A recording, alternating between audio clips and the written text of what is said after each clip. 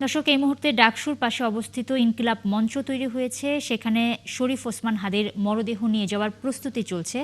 সেখানে আছেন আমাদের সহকর্মী মাইনুল মারুফ। বাকি তথ্য জানতে সরাসরি তার সঙ্গে যুক্ত হব। মাইনুল, ইনকিলাব মঞ্চের পক্ষ থেকে কি কর্মসূচি নেওয়া হয়েছে সে বিষয়ে একটু জানাবেন, এবং শরীফ ওসমান হাদির জানাজা নিয়ে কি ধরনের প্রস্তুতি চলছে সে বিষয়েও যদি একটু বলেন। আজকে সকাল থেকেই কিন্তু শাহবাগ চত্বরে যে শহীদ হাদির জন্য কিন্তু মানুষ এখানে অবস্থান করছেন। শহীদ হাদিকে যেভাবে গুলি করে হত্যা করা হয়েছে এই দেশের মাটিতে, একজন বিপ্লবীকে যেভাবে হত্যা করা হয়েছে প্রতিবাদ জানাচ্ছেন প্রতিটা মানুষ এখানে এসেছেন। কালকে সারা দেশের মানুষ কান্না করেছেন হাদির জন্য।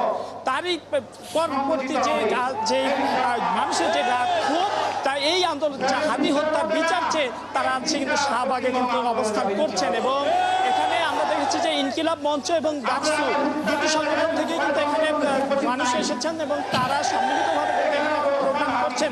এবং এই প্রোগ্রাম থেকে ভারতীয় আধিপত্যবাদ এবং যে কোনো ধরনের আধিপত্যবাদ এবং দেশের সুষ্ঠু গণতন্ত্র, শান্তি এবং শান্তিপূর্ণ একটি দেশ গড়ার কিন্তু আহ্বান তারা জানিয়েছেন। শহীদ হাদিকে যেভাবে গুলি করে হত্যা করা হয়েছে এরকম ঘটনা যেন আর না ঘটে সেই দাবি জানানো হয়েছে। যে শহীদ হাদি হত্যার বিচার চাওয়া হয়েছে ভারত থেকে। যে কোনো মূল্যে শহীদ হাদির হত্যাকারীকে ফিরিয়ে এনে দেশের সাজা দেওয়ার আহ্বান কিন্তু এখান থেকে জানানো হয়েছে।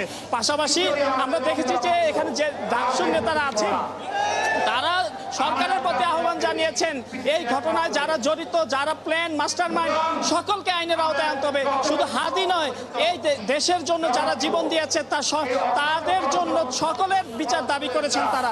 আমরা দেখেছি যে গতকাল রাতে যখন হাদির শহীদ হওয়ার ঘোষণাটি আসে, হাদির শহীদ হওয়ার সংবাদ মানুষ পায়, তারপরে কিন্তু দেশ জুড়ে বলা যায় যে সবার মনে কিন্তু একটি কান্নার রোল সৃষ্টি হয়।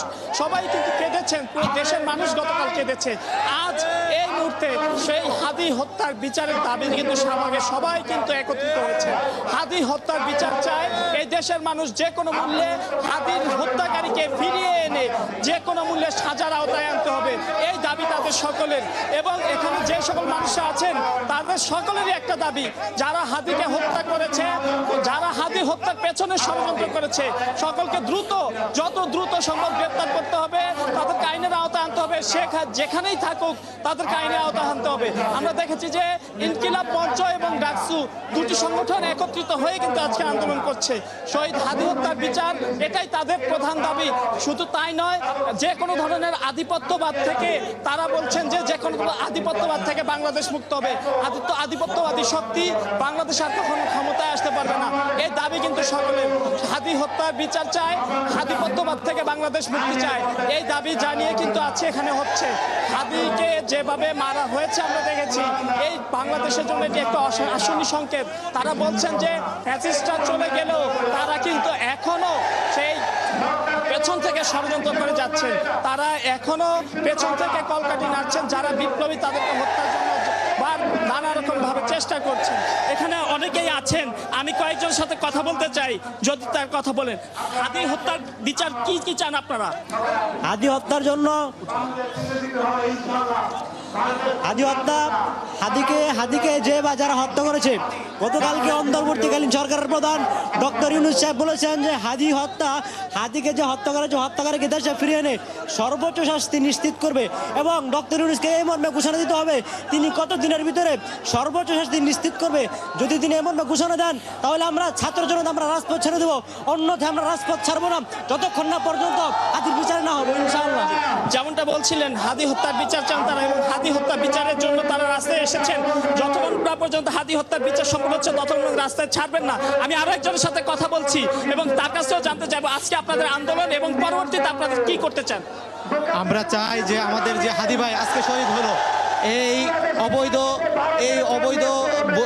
ঘোষণাকারী আওয়ামী লীগ সে তাদের পক্ষ থেকে ছাত্রলীগ এসে আমাদের হাদি ভাইকে যে গুলি করে হত্যা করেছে, আমরা চাই যে তাকে দেশে আনা হোক, তাকে ওই কুলাঙ্গার রাষ্ট্র ভারত থেকে তাকে দেশে আনা হোক এবং তাকে সর্বোচ্চ শাস্তি মৃত্যু দেওয়া হোক, সবাইকে মৃত্যু দেওয়া হোক। আমরা চাই, যেমনটা বলছিলেন, ওনারা সবাই হাদি হত্যার বিচার চান।